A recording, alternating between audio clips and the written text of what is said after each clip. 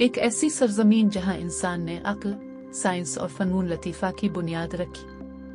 बहराए Aegean के किनारे बस्तियां आबाद हुई जो आगे चलकर फ़लसफ़े, सियासत और जंग व जदल का मरकज़ बने।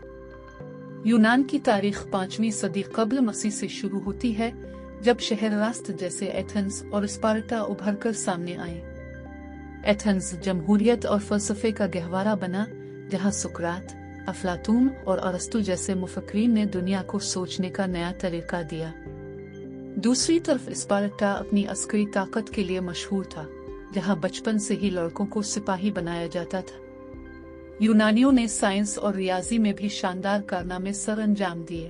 फिथागोरस ने अदाद का राज बताया, अर्शिमीदस ने इंजीनियरिंग के उसूल वज़ा किए और बुकरात को तिब का बानी कहा जाता है। यूनान सिर्फ इल्म ही नहीं, खेलों और फ़नून का मरकज़ भी था। ओलंपिक्स की इब्तिदा यहीं से हुई, जहां ताकत और ज़हानत दोनों को आजमाया जाता। लेकिन यूनान की तारीख जंगों से भी भरी हुई है। ईरान के साथ मशहूर पर्शियन वॉर्स और बाद में आपस की खाना जंगियां और ख़ास तौर पर एथेंस और स्पार्टा की जंग, जिसने यूनान को कमज़ोर कर दिया। फिर एक दिन मकदूनिया से आने वाला नौजवान बादशाह सिकंदर आज़म अलेक्जेंडर द ग्रेट आया। इसने यूनान को मुत्तहिद किया और एक ऐसी सल्तनत बनाई जो मिस्र से लेकर भारत तक फैल गई।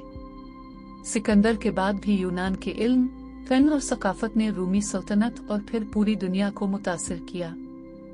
कदीम यूनान सिर्फ एक तहजीब नहीं थी, बल्कि एक ऐसा सन-मील है जिसने इंसानियत को जमहूरियत, फ़लसफ़ा, साइंस और फ़नून का तोहफा दिया। आज भी जब हम सवाल करते हैं, सोचते हैं और नई राहें तलाश करते हैं, तो कहीं ना कहीं हम यूनान के उन्हीं दिए हुए चिरागों की रोशनी में आगे बढ़ रहे होते हैं।